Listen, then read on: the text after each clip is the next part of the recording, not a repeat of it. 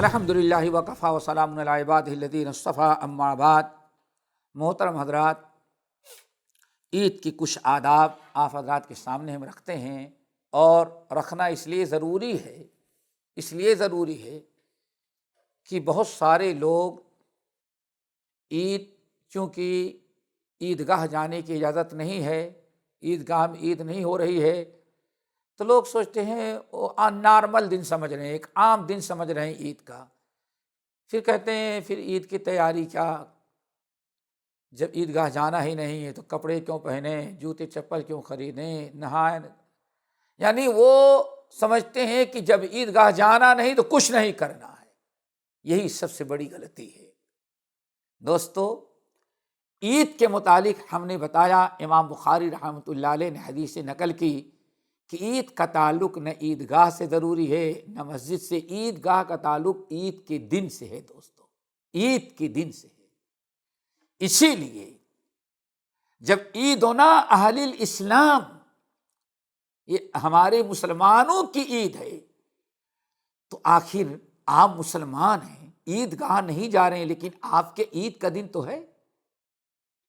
تو اس لیے دو چیزیں یاد رکھیں، ایک تو یہ کہ انسان چاہے گھر میں زیادہ افراد ہوں یا کم ہوں، تھوڑے ہوں یا زیادہ ہوں، یہ بھی ہو سکتا ہے کہ ایک انسان اکیلا ہی ہو گھر میں۔ اگر اکیلا بھی ہے تو عید کی نماز پڑھنے کے لیے اگر کسی عذر کی بنا پر جماعت نہیں ہو پا رہی ہے عیدگاہ میں، اپنے اپنے جگہوں پڑھنا ہے، تو اگر ایک آدمی بھی ہوگا تو وہ بھی عید کی نماز اپنی پڑھے گا، اکیلے ہی صحیح، لیکن چونکہ مسلمان ہے اور عید کا تعلق اسلام سے ہے تو ہر حال میں وہ انسان عید کی نماز پڑھے گا۔ ایک تو یہ، پھر اسی کے ساتھ عید کے سارے آداب بجا لائے گا، اللہ تعالیٰ کا شکر ادا کرنا۔ دوستو، ان میں سے سب سے پہلی چیز غسل کرنا ہے۔ غسل عیدگاہ کے لیے نہیں کرتے، عید کے دن کے لیے کرتے ہیں۔ عید کا دن ہے، ہم گھر میں ہیں، عید کا دن ہمارا ہے، اس نیت سے ہم غسل کریں گے کہ ہمارے عید کا دن ہے، عید کا غسل کر رہے ہیں۔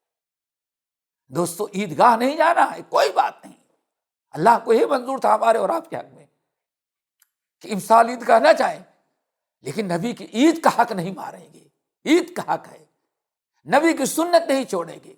فاتقوا اللہ ما استطعتم، اللہ کے رسول نے کتنی پیاری بات بیان کی، لوگو تم دین پر سیدھے سیدھے پورا 100% عمل کرو، لیکن اگر 100% عمل نہیں کرتے تو وقاربوا، تو کم سے کم قریب تو چلو۔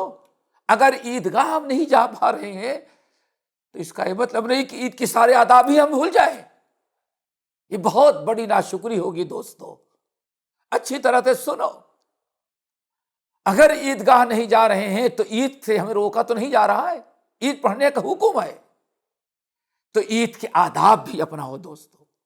نمبر 1، اچھا سے اچھا غسل کرو۔ صحابہ، احادیث آئی ہے لیکن حدیثیں ضعیف ہیں، لیکن صحابہ کا عمل تھا، سارے صحابہ غسل کیا کرتے، اور اچھی طرح سے عید کی نیت سے۔ آج عید کا دن ہے، عید کا دن ہے، عیدگاہ نہیں ہے تو عید کا دن تو ہے، ایک تو غسل کر لو۔ نمبر 2، دوستو، اچھے سے اچھے کپڑا پہننا، یہ عید کا حق ہے۔ وَأَمَّا بِنِعْمَةِ رَبِّكَ فَحَدِّثْ، ذرا واللہ سوچو، عید ہے کیا؟ تم نے 1 مہینے کا روزہ رکھا، 1 مہینے کا روزہ رکھا، اللہ تعالیٰ چاہتا تو سال بھر تم سے روزہ رکھواتا، کیا کر سکتے تھے؟ اللہ چاہتا تو فرض کر دیتا کہ نہیں سال بھر تمہیں روزہ رکھنا ہے، ہم کو تو اللہ کی بات ماننی تھی، ہم تو رکھتے ہی، لیکن رب نے کتنا کرم کیا کہ تم 1 مہینے کا روزہ رکھ لو۔ اللہ رسول نے 1 مہینے کا روزہ رکھا، 1 نیکی کے بدلہ 10 نیکی، 1 مہینے کا روزہ رکھا، اللہ نے 10 مہینے کا روزہ شمار کر لیا۔ اللہ رسول ارشاد فرماتے ہیں اب باقی بچے 2 مہینہ، 2 مہینے کے لیے 6 روزے کی ضرورت ہے۔ اللہ رسول نے فرمایا اگر کوئی عید کے بعد شوال میں 6 دن کا روزہ رکھ لے تو گویا سال بھر کا روزہ رکھنے والا اللہ نے شمار کر لیا۔ اتنی بڑی نعمت کہ چلو سال بھر روزہ نہ رکھو، 1 مہینہ رکھو، 11 مہینے کھاتے پیتے رہو، جاؤ، سال بھر کو روزہ ہم نے تمہارا شمار کر لیا۔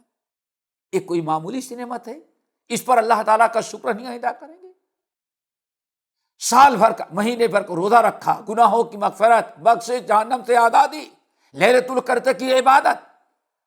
اب اللہ تعالیٰ نے ہمیں عبادت مکمل کر لینے کے بعد شکر گزاری کا حکم دیا، تو ہم اچھے کپڑے بھی اس کے لیے نہ پہنے؟ تو دوستو، اچھے سے اچھا کپڑا آپ سلائیں، خریدیں۔ یہ نہ کہیں بھائی عیدگاہ نہیں جانا، اس وبا میں، کرونا میں عید کیسی، کیا یہ ناشکری ہوگی؟ عید کرونا بلا ہے، آفت ہے، مصیبت ہے، لیکن عید اللہ تعالیٰ کی نعمت ہے، اللہ رب العالمین کا فضل و کرم ہے، اللہ کی شکر گزاری ہے۔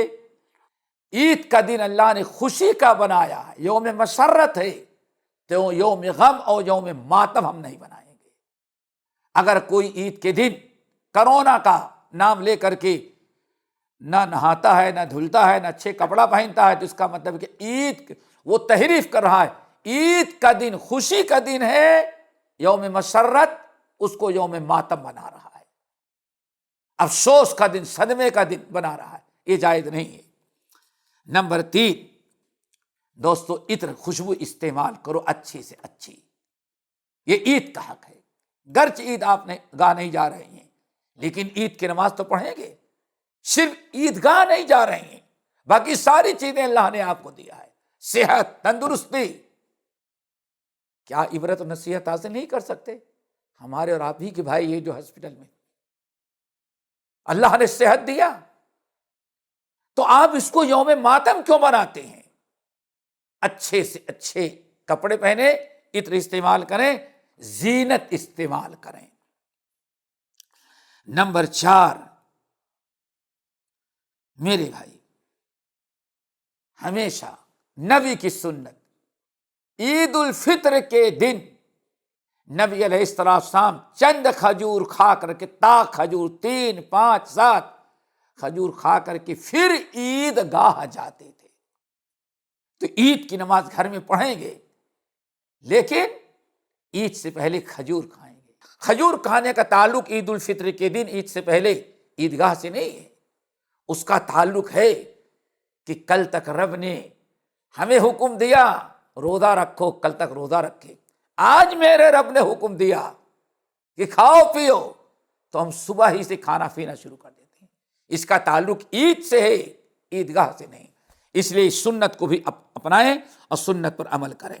اسی طرح سے دوستو، ایک دوسرے کو مبارکبادی دینا، ممکن ہے ہم اور آپ باہر نہیں نکل سکتے، اللہ تعالیٰ نے نعمت دی ہے، دنیا کا سارا نظام آن لائن آپ چلا رہے ہیں، آپ کے پاس واٹس ایپ ہے، میسج ہے، پتہ نہیں کیا کیا چیزیں ہیں، آپ اپنے دوست احباب سے ملنے کے چانس نہیں ہے، مجبوریاں ہیں، تو آپ سیدھے کیا کریں؟ مبارکبادی، تہنیہ، تقبل اللہ منا ومنکم، جو صحابہ کرام کا دستور تھا، عید کے دن ملتے تو عید کی مبارکبادی کیسے دیتے تھے؟ تقبل اللہ منا ومنکم، عید مبارک بھائی، یہ سب نہیں، تقبل اللہ منا ومنکم، کتنی پیاری مبارکبادی بھائی، اللہ تعالیٰ تمہارے بھی رمضان کی نیکیاں عبادت قبول کر لے، ہماری بھی قبول کر لے، یہ ہے عید کی مبارکبادی۔ آپ میسج کے ذریعے، واٹس ایپ کے ذریعے، ٹیلی فون کے ذریعے آپ مبارکبادی دے۔ بس کیا بتائیں، گورنمنٹ نے منع کر دیا ہے، عید کی مبارکبادی بھی نہیں دے سکتے۔ ساری مبارکبادی تو ٹیلی فون پر روزانہ دیتے ہو، تو عید کے لیے دینا کیا مشکل ہے؟ بس وہ جو گلے ملتے تھے اس کا چانس نہیں ہے، آپ عید کی مبارکبادی دیں۔ دوستو، عید کے موقع پر مسرت، خوشی کا اظہار، وَأَمَّا بِنِعْمَةِ رَبِّكَ فَحَدِّثْ، خوشی کا اظہار کریں، صرف کرونا کو یاد کر کے روئیں نہیں، ماتم نہ کریں، حوصلہ افزائی کی باتیں کریں۔ اور دعا کریں کہ اللہ تعالیٰ اس وبا کو ہٹا لے، ہمارے سارے بیمار بھائی مسلمان جو ہے صحت اور عافیت نصیب فرمائے، باقی جو ہے اللہ تعالیٰ ان کو بچائے، مسرت ہو، خوشی ہو۔ کم سے کم اللہ اتنا سوچ لو، اتنی پابندیوں کے باوجود بھی اللہ نے روزہ رکھنے کی توفیق دی، کتنی بڑی نعمت ہے۔